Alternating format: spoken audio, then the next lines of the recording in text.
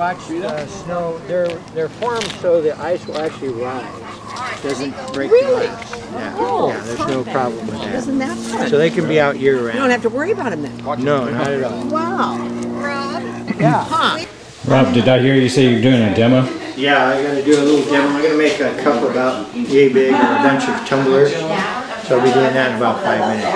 Cool. Yeah. You do this every weekend, right? We do.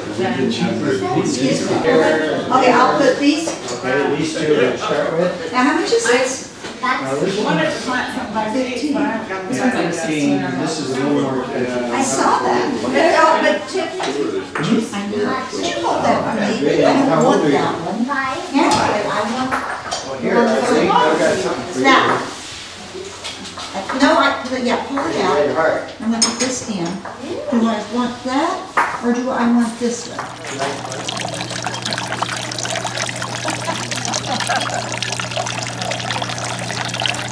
Hey Rob, you want a hood ornament? Is that what it is? Did you ask him, Ralph? I figured that.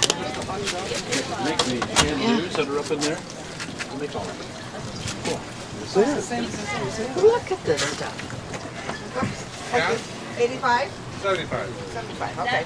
This one's, this is tricolor. Yeah, and what happens with these is, this was the kind of the next generation of our thinking as we developed pattern in the stem and also in here as well.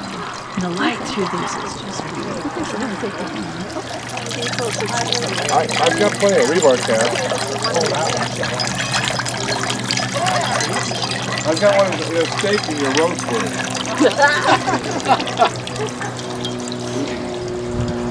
So now you have another permanent for it.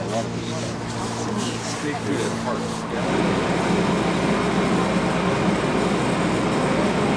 I'll explain what I'm doing. Actually, it's a recycling project. If anybody wants some coffee, my wife brought some coffee, and I don't know if anyone wants that. But I make a lot of lampshades. I don't know if you went into the lighting showroom, but I make some cylinders for companies that make lamps. And sometimes they'll order 50 at a time of, today I have some clear ones and some that are amber. And I cut off, I blow a long cylinder, but I cut maybe 10 inches off, and sometimes leave 4 to even 7 inches of glass that would be normally thrown away. Maybe recycled and remelted in the furnace, which is this, it's off right now. This is called a glory hole. I'm going to pick up the remainder of that cylinder and make it into a cup or a vase. Normally if I blew a vase or a cup of this size, it would be worth $50, and because of the cost of making it. Recycling, I could make this for either $10 to $20. So it's a way of making some pieces that people can afford. So I'm going to, this is not the normal way that we work, is I pick up a little bit of hot glass on the end of this rod, and with that hot glass I can go in and pick up this cup that I'm going to color. So there's some red. So this is red glass that's crushed. So I have to get this stick pretty hot. It's a stainless steel pipe that we use called punty. It's used to pick up the piece after it's blown out so we can take it off the blowpipe, reverse it, open it up. In this case, these pieces are already open. So I'm doing the last part, but I've got to be able to pick up some glass on the end of it. Since I don't have my furnace on, I'm doing a little different trick, so you'll have to bear with me as we try to get glass to stick to this.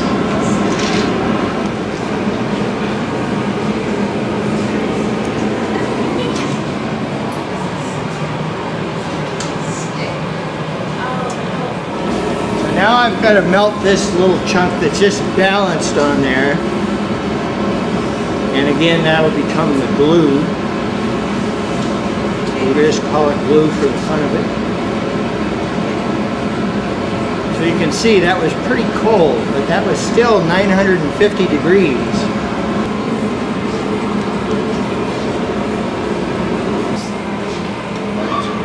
No, you're not.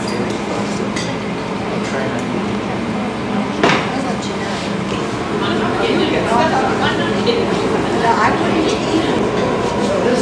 call punty. So we took that little bit of cold glass, formed it, put it on this rod. When this is hot, glass will stick to it. Now I can get this hot so I can pick up this cylinder that I'm going to pick up.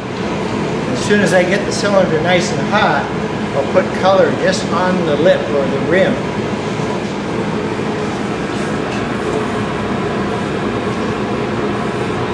Okay, here we go.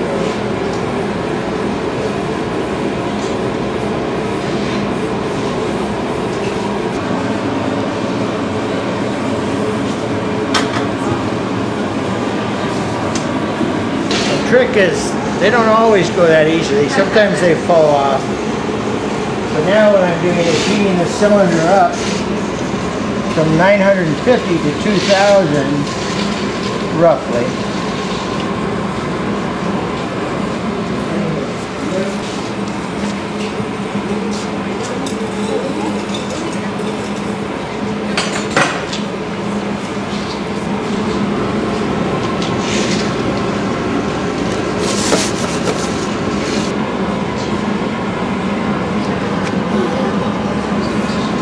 He got the lip hot, he just touches it in that powdered glass and it sticks to the hot cylinder, just on the lip.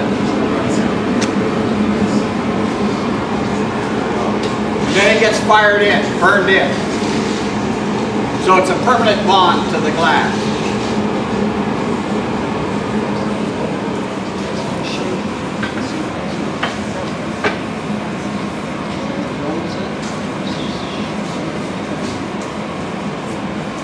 So now I'm making it back into the cylinder. It wants to flare as I turn it because I'm making it really hot. And then I can make this glass quickly that way with its recycling. If we were blowing it, of course, it would take us much longer. Now, if I'm lucky, it'll come off the pipe.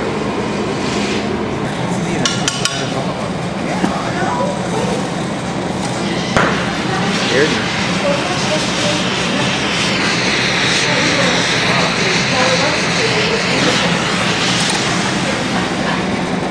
Now you'll hear some glass blowers say, see that mark in the bottom, the punny mark? If the glass doesn't have that, it isn't hand blown. Well, that's not true because you can fire polish that punny right off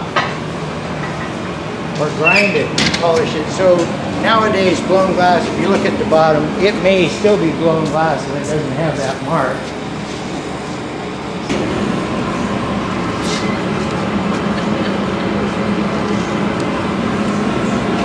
So we put the bubbles in there on purpose.